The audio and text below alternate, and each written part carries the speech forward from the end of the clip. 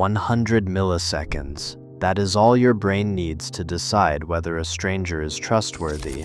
Not minutes, not seconds. A tenth of a second. Here is what makes first impressions so difficult to change. Once that judgment forms, your mind actively works to preserve it, filtering new evidence through what it already believes. The question is not whether you do this, it is why your brain makes it nearly impossible to stop. A stranger's face flashes before you for just a tenth of a second, barely the blink of an eye. Yet in that instant, your brain has already formed a judgment. In a landmark study, Alexander Todorov and Janine Willis showed that people asked to rate faces on trustworthiness after only 100 milliseconds gave answers that matched longer unconstrained ratings with a correlation greater than 0.7. The impression feels instinctive because it is. The eyes and early visual cortex register basic features in under 120 milliseconds, while the amygdala, a region tuned for emotional salience, fires up at around 150 milliseconds, flagging cues of threat or warmth before conscious awareness arrives. This rapid chain of events is not limited to faces. Nalini Ambady and Robert Rosenthal found that a silent, 30-second clip of a teacher, without a single word spoken, allowed observers to predict end-of-term student ratings with surprising accuracy. These thin slices of behavior, whether a flicker of a smile or the angle of a posture, contain enough information for the brain to leap to conclusions about character and intent. Electrophysiology and imaging studies reveal a consistent sequence. Sensory input flows from the eyes to the fusiform face area, then to the amygdala, and onward to the medial prefrontal cortex. Within half a second, the brain has not only registered what it sees, but also colored it with an effective tag: safe, risky, likable, competent. The process is so automatic that by the time conscious thought catches up, the impression has already shaped the lens through which all later information will pass. The earliest information we receive about someone carries a special weight, setting the tone for everything that follows. Psychologist Solomon Asch demonstrated this in 1946 with a simple experiment. When participants read a list of traits describing a person, the order mattered. Lists that began with positive words like warm and intelligent led to higher overall ratings than lists starting with negative terms, even when the same traits appeared in both. This primacy effect, with an average advantage of about 2 to 3 items and an effect size near D equals 0.65, reveals how the brain assigns extra importance to what comes first. Neuroscience helps explain why this happens. The initial cues, whether a fleeting smile or a raised eyebrow, are processed by the brain's social circuitry in a rapid cascade. Within just 120 milliseconds, the fusiform face area distinguishes faces from other shapes. By 150 milliseconds, the amygdala flags emotional signals, and in another 100 milliseconds, the medial prefrontal cortex begins weaving these fragments into a first impression.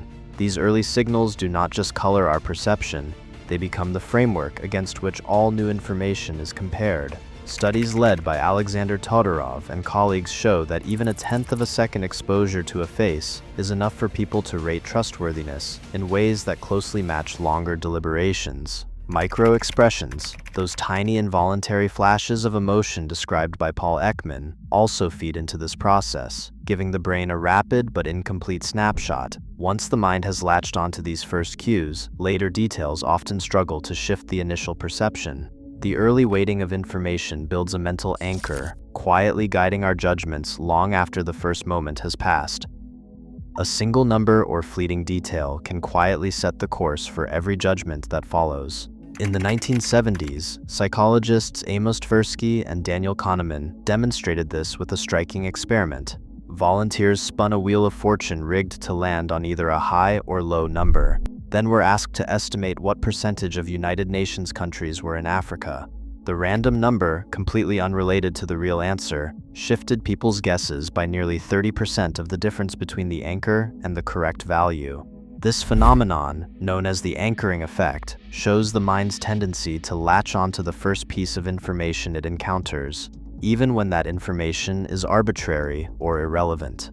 The same mental shortcut operates every time we meet someone new. An initial handshake, A job title, or even a stray comment can act as an anchor, subtly influencing how we interpret everything that comes next.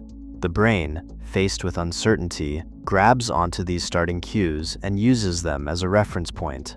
Later information, no matter how clear or contradictory, tends to be filtered through this early lens. What begins as a simple estimate or a gut feeling can harden into a lasting impression, shaping decisions and interactions long after the anchor has faded from memory. Anchoring is not limited to numbers or factual estimates. In social settings, first cues about a person's confidence, warmth, or competence can become the anchor for all subsequent perceptions. The power of this effect lies in its invisibility. Most people remain unaware that their judgments are being steered by something as trivial as a random number or a fleeting expression. Yet, study after study confirms that these anchors are stubborn, resisting even strong evidence to the contrary. This early lock-in is the first step in the chain that makes first impressions so persistent and so hard to revise. Once an initial impression takes hold, the mind begins to filter the world through its lens. In a classic experiment from 1979, Charles Lord, Lee Ross, and Mark Lepper presented participants with mixed evidence about a controversial topic, whether capital punishment deters crime. Each group read studies supporting and opposing their existing beliefs. Instead of moving closer to the center, participants became even more entrenched. They rated evidence that matched their prior view as 20% more convincing, while dismissing or scrutinizing studies that contradicted them. The same facts, filtered through different starting points, led to deeper disagreement. This pattern, known as biased assimilation, is not limited to hot-button issues. It operates quietly in everyday social judgments.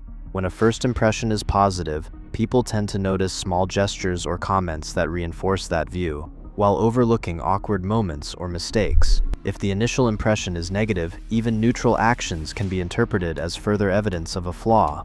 The mind, seeking coherence, unconsciously sifts for confirmation and shields its anchor from disruption. Belief perseverance adds another layer. In a 1975 study, Ross, Lepper, and Hubbard gave participants false feedback about their performance on a social judgment task, then fully debriefed them, explaining that the feedback was fabricated. Even after learning the truth, about 70% of participants continued to endorse the original, now discredited belief. The mental machinery that forms first impressions is matched by a machinery that preserves them, even in the face of clear contradiction. These experiments reveal how the brain's confirmation system can lock in an initial judgment, making later information bend to fit the original frame. Once the anchor is set, perception is no longer a neutral process. It becomes a self-reinforcing loop, quietly shaping what we see and what we believe.